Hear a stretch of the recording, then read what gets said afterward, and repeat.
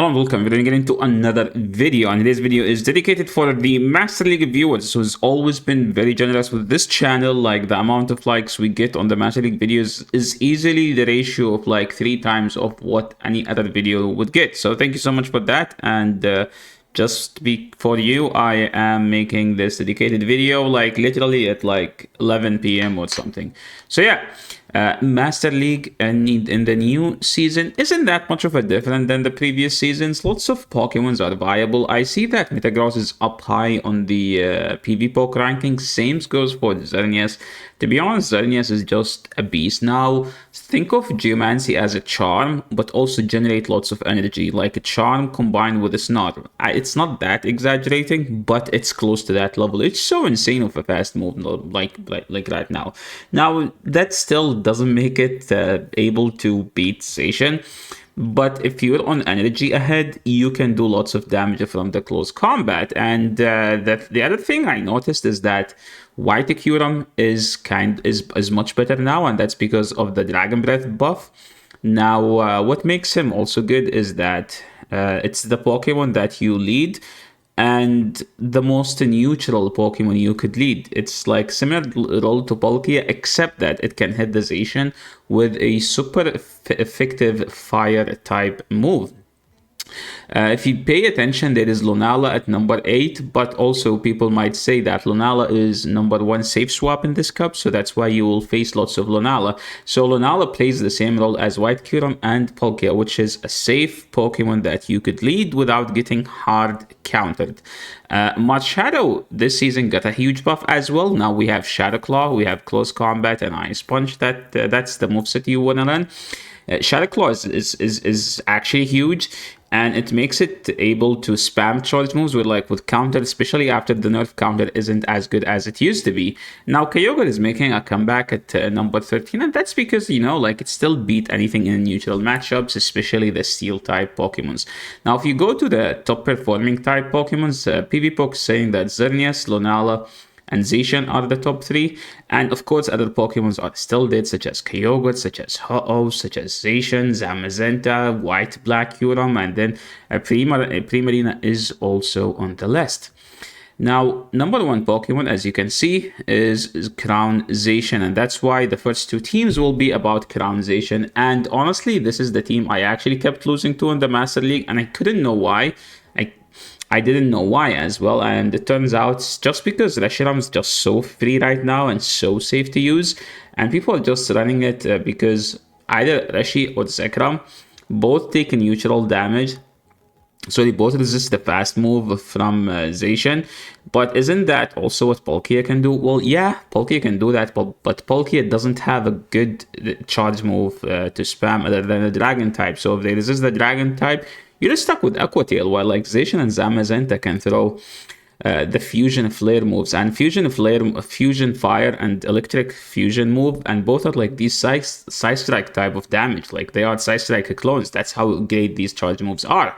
And honestly, I would recommend using this team in any order. You don't have to lead this or either of those 2. You could lead any, and you will have yourself the best neutral team in this cup.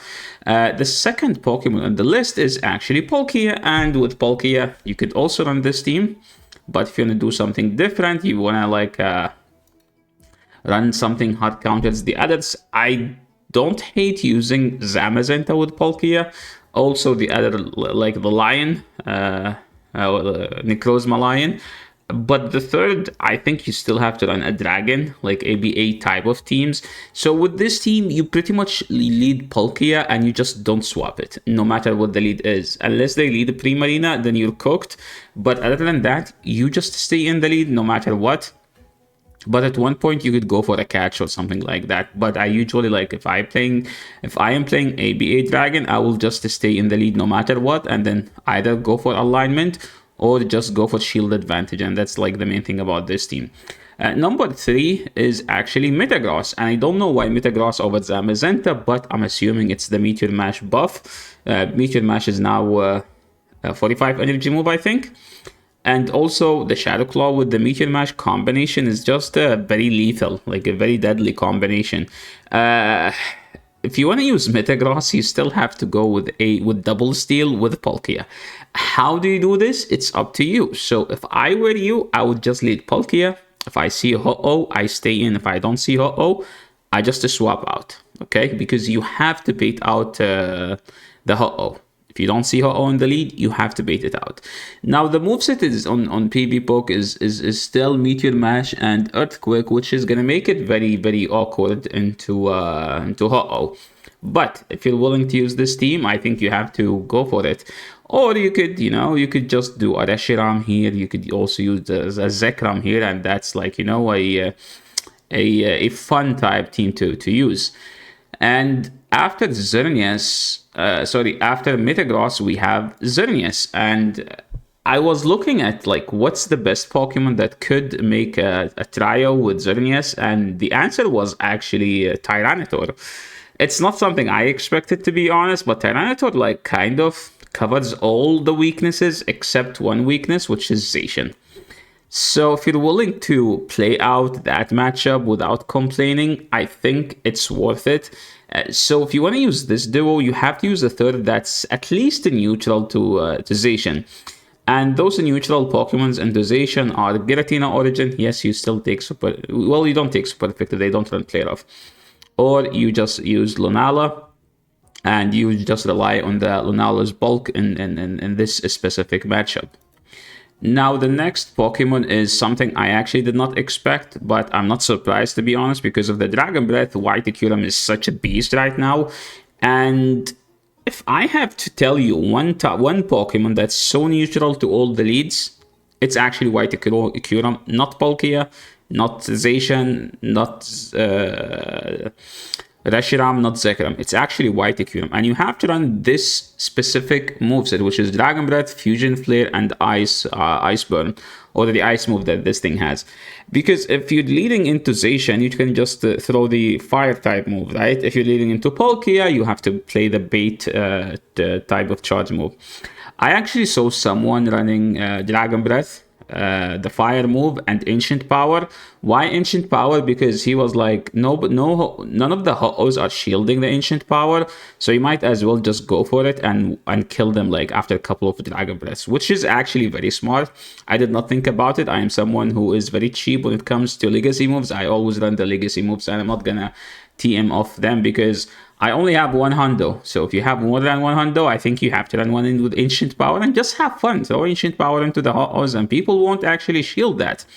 Now the Black Eurum, which is actually the downgraded one, this is the wrong moveset, but this is a moveset that we'll use to bait out those people who don't watch the video but they just skip through. You don't run Dragon Breath, by the way, you run Shadow Claw.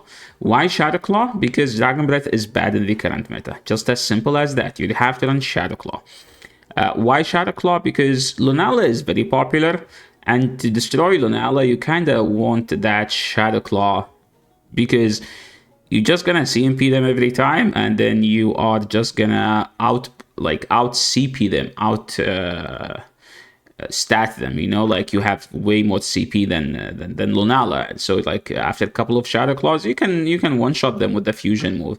Now, as far as Zamazenta, I think I'm still like hesitant to use Zamazenta. I feel like Zamazenta needs a fast move that is either like kind of a fighting type move, to be honest. Like just give it double kick.